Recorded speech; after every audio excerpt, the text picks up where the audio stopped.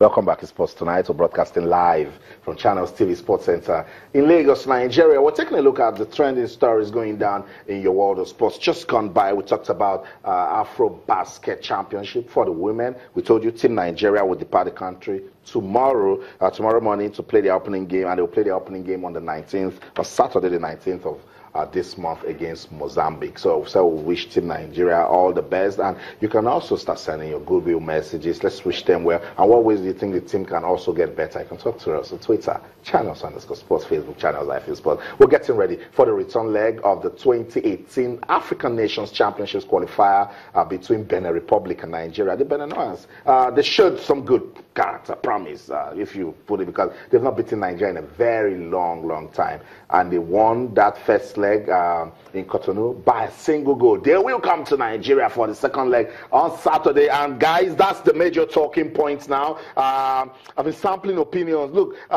they said that CHAN is a reflection of a country's league football, and I said no way is Benin Republic's league football better than ours, but they won that first leg. I don't even know if the Benin Republic has the league football because I don't know if they have a league football, because normally we're expecting that game at least. Maybe the worst was to get a draw and come back and just do everything back home. But I didn't expect that they would go there and lose by a single goal. But even though it was a last-minute penalty, that's right. That's how they lost the game, because we know the quality of players we have in our league. We know they don't have it in Benin Republic. Definitely, there's no way you can compare our league. I don't know if Benin has a league. That's right. I just know they're playing football. Yeah, so they do actually. But they do have a league. You don't know about it because it's not as big as ours. I get where it's coming from. Even if they have a league, it's nothing compared to what we have. But Cosmos, he said something very vital, and that tells you that no pushover teams anymore in Africa. Yes, because you didn't carry him back to go and play Benin. It is Nigeria that went to play Benin Republic, and that's what it is. So a lot of questions have come out of that loss to Benin Republic. Did we go with the right team? Did this technical crew led by Coach Salisu Yusuf have the quality to gather a team in a short period and make them a winning team? I believe there's quality in this team. But to put together a team, Cosmos, takes time.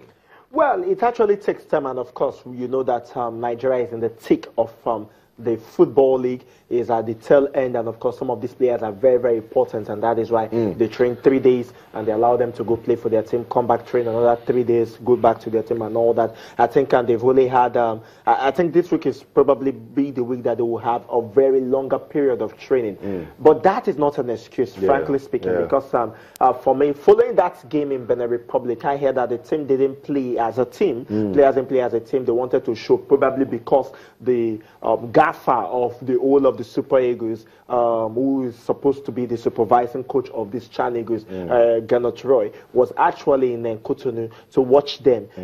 We do not know whether it was the one in charge of the team or it was Salisu, but was it probably they wanted to show him or something, but they need to start playing as a team. Now, all the show, we heard that somebody like Alassane didn't even start the match. We did not see the match. But that happens, Cosmos, because everybody begins to say that, oh, why was Ibrahim or Alassane on the bench? Why was Steven Ode on the bench? Yes, even Ronaldo sometimes is on the bench. Is he on the bench? Messi's on the bench sometimes. But I think what the problem here is guys, maybe because they're starting off away from home, and we took a short time to put it together. If a lot of excuses has come out of this one, there's also been complaints about the officiating. But I said, when you know you're on a mission and you need to win, particularly over 2 legs, you get a chance, you take it. I don't want to go in the issue of officiating because there was no goal scored by Nigeria that was disqualified. That's right. They didn't score a goal. So I just feel, even though they said the referee was a bit partial, but in football, we see these things happen time and time. I mean, if you score 4 goals and the referee is partial, it won't show. You wouldn't even know. So I just feel the team, maybe the time was a bit short for them to play together and understand themselves. And as I said, they were playing for themselves, not for the team. Everybody was just trying to see how he can make names score like 2-3 goals, and at the end of the day get a call up to the Super Eagles or something against Cameroon. So that's why there was no bond. There was no bond, and I just feel the technical crew has a lot to do about it. It's not the players now. The coach has to see these guys there and tell them, because Gernot Roy made a statement before the match against Benin Republic. It was like, you guys, the team is good, but it will be very difficult for you to break into he made the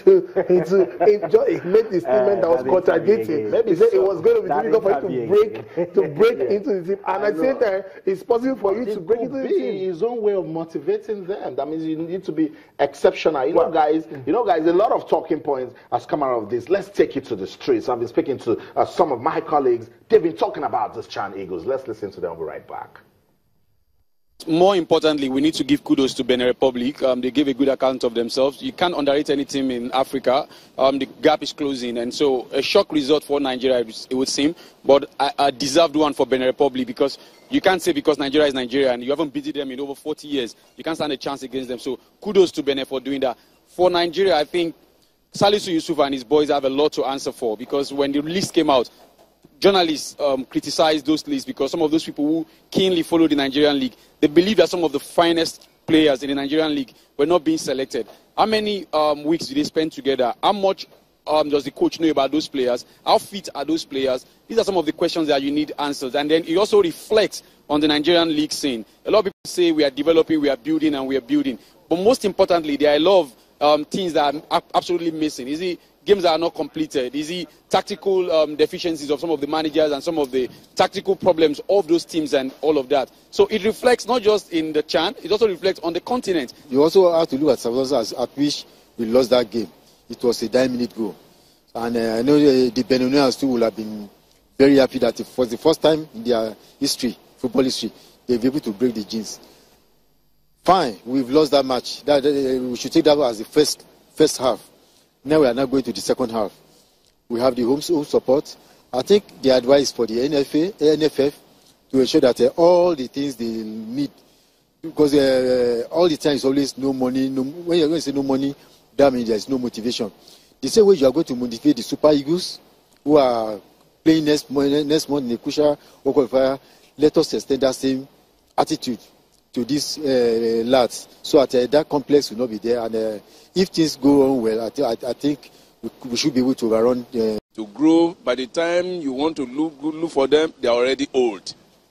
You need to discover your talents when they are young, 13, 14, 15. By the time they are 20, they'll become stars. But in this country, we play 26-year-old as under 17. What does it tell you? The truth about it is that even the players playing in your league, you can't even determine their true age. You don't know their true age. What is their age? So a player will tell you he's 28. You say that's football age. Meanwhile, he's 30, 40. Do you expect a 30 or 40-year-old player to be as strong as somebody who is playing against a 25-year-old? Of course, no.